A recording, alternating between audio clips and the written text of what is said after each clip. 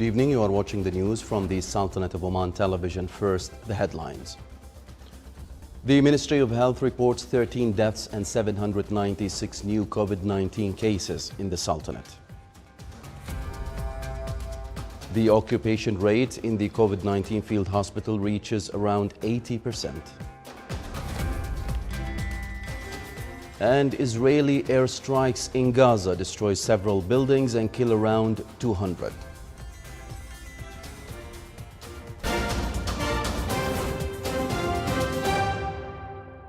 Those were the headlines. Now for the news in detail. The Ministry of Health announced 13 deaths and 796 new cases of COVID-19 in the Sultanate. It also registered 723 recovered cases. The Ministry of Health announced that the total number of COVID-19 cases registered in the Sultanate reached 206,297, while the total number of deaths reached 2,206. The total recovered cases reached 191,065 with a recovery rate of 93%. The ministry indicated that the total number of inpatients reached 709, of which 238 are in intensive care units. The occupation rate of the beds in the COVID-19 field hospital reached 80%. The doctors in the hospital emphasized that 50% of the inpatients are below 50 years of age. As the COVID-19 cases rise in the country, health cadres struggle each day to treat COVID-19 patients. Meanwhile, the bodies concerned continue to call on all to adhere to the precautionary measures as the COVID-19 fatalities also exceed 2,000. The number of palm trees in the Sultanate are more than 8 million, as the area of their plantation occupies around 24% of the agricultural lands in the Sultanate and 77% of the land specified for fruit production. A number of projects were organized to increase the number of palm trees in the Sultanate, namely Plant Tissue Culture Project and establishment of fields for date palm trees in a number of governorates of the Sultanate. The Plant Tissue Culture Center produced around 800,000 palm tree seedlings to be distributed to farmers within projects supervised by the Ministry of Agriculture, Fisheries and Water Resources, as well as the 1 million palm tree project. It is worth mentioning that palm trees have great economic value for the country.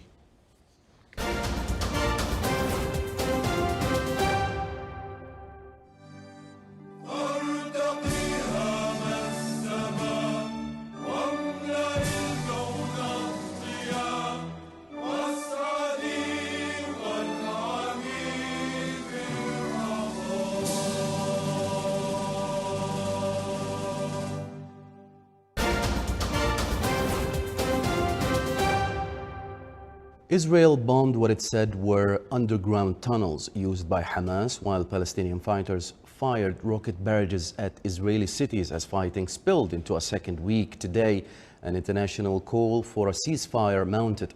After a night of heavy Israeli airstrikes on areas across the Hamas-run enclave, Israel's military said Gaza fighters had fired about 60 rockets towards Israeli cities overnight, down from 120 and 200 the two previous nights. Gaza health officials put the death toll since the hostilities flared at 198, including 58 children and 34 women. 10 people have been killed in Israel, including 2 children. World concern had already deepened after an Israeli airstrike in Gaza that destroyed several homes yesterday, which Palestinian health officials said killed 42 people, including 10 children, and the persistent rocket attacks on Israeli towns.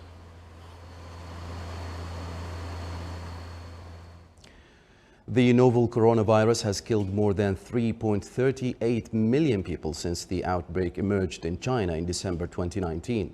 At least 162.95 million cases of coronavirus have been registered already. Yesterday, 9,624 new deaths and 565,136 new cases were recorded worldwide. The United States is the worst affected country with 585,970 deaths.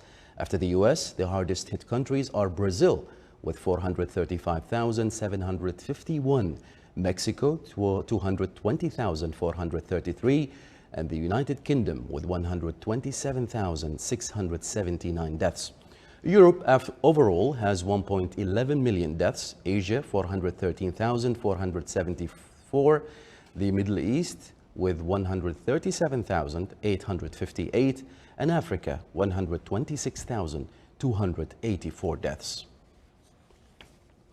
India reported a further decline in new coronavirus cases today, but daily deaths remained above 4,000. And experts said the data was unreliable due to a lack of testing in rural areas where the virus is spreading fast. For months now, nowhere in the world has been hit harder than India by the pandemic, as a new strain of the virus fueled a surge in infections that has risen to more than 400,000 daily. Even with a downturn over the past few days, experts said there was no certainty that infections had peaked, with alarm growing both at home and abroad over the highly contagious variant first found in India. Having begun to decline last week, new infections over the past 24 hours were put at 281,386, dropping below 300,000 for the first time since April 21st. The daily death count stood at 4,106. Indian authorities today moved nearly 150,000 people from their homes in the state of Gujarat to safety and shut ports and a major airport as the most powerful cyclone in more than 2 decades roared up the west coast.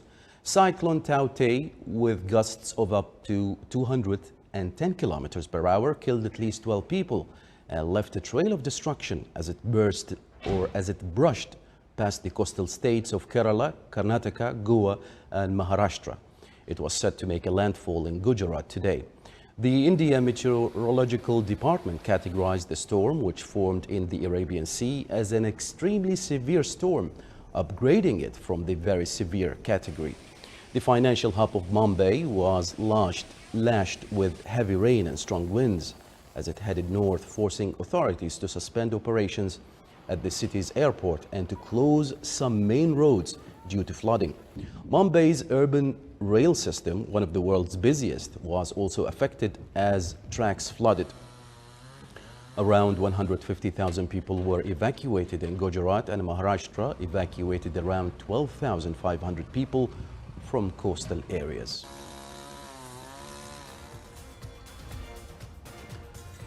This is the Sultanate of Oman television. Before we end tonight's bulletin, here are the main headlines once again. The Ministry of Health reports 13 deaths and 796 new COVID-19 cases in the Sultanate.